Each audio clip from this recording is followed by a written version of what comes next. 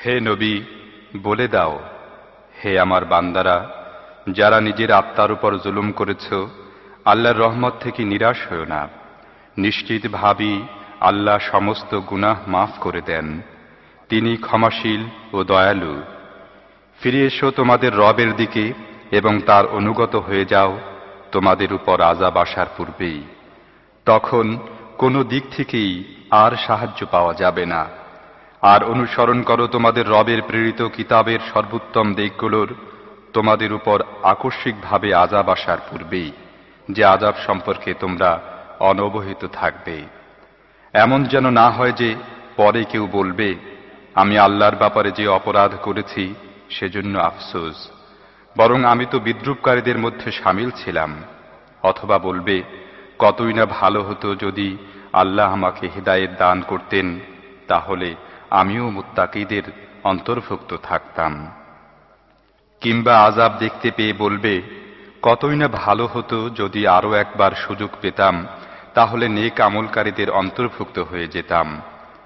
আর সে সময় যদি এ জবাব দেওয়া হয়, কেন নয়, আমার আয়াতসমূহ তোমার কাছে এসেছিল, কিন্তু তুমি তা অস্বীকার করেছিলে এবং গর্ব করেছিলে, আর তুমি তো কাফেরদের অন্তর্ভুক্ত ছিলে। আজ যেসব লোক আল্লাহর প্রতি মিথ্যা আরোপ করেছে, কিয়ামতের দিন তুমি দেখবে তাদের মুখমণ্ডল হবে কালো। অহংকারীদের জন্য কি জাহান্নামে যথেষ্ট জায়গা নেই? অন্যদিকে যেসব লোক এখানে তাকওয়া অবলম্বন করেছে, তাদেরকে আল্লাহ তাদের সাফল্যের পন্থা অবলম্বনের জন্যই নাজাত দেবেন।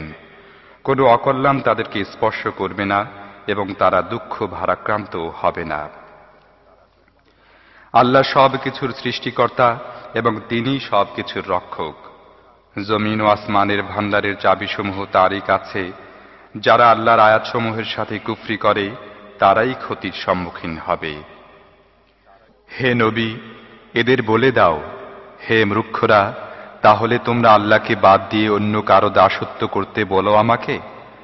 তোমার উচিত তাদের কথা স্পষ্ট বলে দেয়া, কারণ তোমার কাছে এবং ইতিপূর্বেকার সমস্ত নবীর কাছে এ ওহী পাঠানো হয়েছে যে যদি তুমি শিরকে লিপ্ত হও, তাহলে তোমার আমল ব্যর্থ হয়ে যাবে এবং তুমি ক্ষতিগ্রস্ত হয়ে যাবে। অতএব হে নবী, তুমি শুধু আল্লাহরই বন্দেগী করো এবং তাঁর কৃতজ্ঞ বান্দা হয়ে যাও।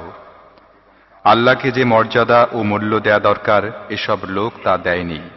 তার অসীম ক্ষমতার অবস্থায় যে কিয়ামতের দিন গোটা পৃথিবী তার মুঠির মধ্যে থাকবে আর আসমান তার ডান হাতে পেঁচানো থাকবে। এসব লোক যে শিরক করেছে, তিনি তা থেকে পবিত্র ও অনেক ঊর্ধ্বে। সেদিন সিংহায় ফুৎকার দেয়া হবে, আর তৎক্ষণাৎ আসমান ও জমিনে যারা আছে তারা সব মরে পড়ে যাবে, তবে আল্লাহ যাদের জীবিত রাখতে চান তারা ছাড়া।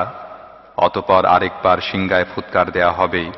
তখন হঠাৎ সবাই জীবিত হয়ে দেখতে থাকবে পৃথিবী তার রবের নূরে উদ্ভাসিত হয়ে উঠবে। আমলনামা এনে হাজির করা হবে, নবী রাসূল ও সমস্ত সাক্ষীদেরও হাজির করা হবে। মানুষের মধ্যে সঠিকভাবে ইনসাফ মতো ফয়সালা করে দেয়া হবে, তাদের উপর কোনো জুলুম হবে না এবং প্রত্যেক প্রাণীকে তার কৃতকর্ম অনুসারে পুরোপুরি প্রতিদান দেয়া হবে। মানুষ যা করে আল্লাহ তা খুব ভালো করে জানেন। এ ফয়সালার পরে যারা কুফরি করেছিল সেসব লোককে দলে দলে জাহান্নাম অভিমুখে হাঁকিয়ে নেওয়া হবে। তারা যখন সেখানে পৌঁছবে, তখন দোজখের দরজাসমূহ খোলা হবে এবং তার ব্যবস্থাপক তাদেরকে বলবে, তোমাদের কাছে কি তোমাদের নিজেদের মধ্য থেকে রাসূলগণ আসেনি, যারা তোমাদেরকে তোমাদের রবের আয়াতসমূহ শুনিয়েছেন এবং এ বিষয়ে সাবধান করে দিয়েছেন যে একদিন তোমাদেরকে এই দিনটির সম্মুখীন হতে হবে? তারা বলবে, হ্যাঁ এসেছিল, কিন্তু আযাবের সিদ্ধান্ত কাফেরদের জন্য অবধারিত হয়ে গিয়েছে। বলা হবে, জাহান্নামের দরজার মধ্যে প্রবেশ করো, তোমাদেরকে চিরকাল এখানেই থাকতে হবে। অহংকারীদের জন্য এটা অত্যন্ত জঘন্য ঠিকানা।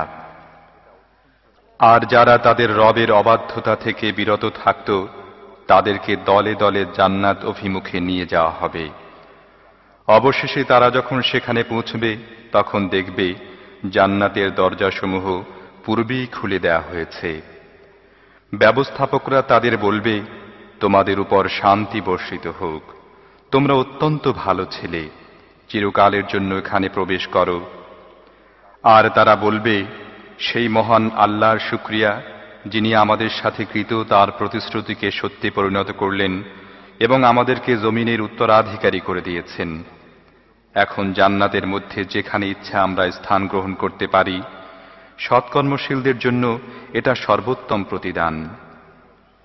তুমি আরো দেখতে পাবে যে ফেরেশতারা আরশের চারদিক বৃত্ত বানিয়ে তাদের রবের প্রশংসা ও পবিত্রতা বর্ণনা করছে।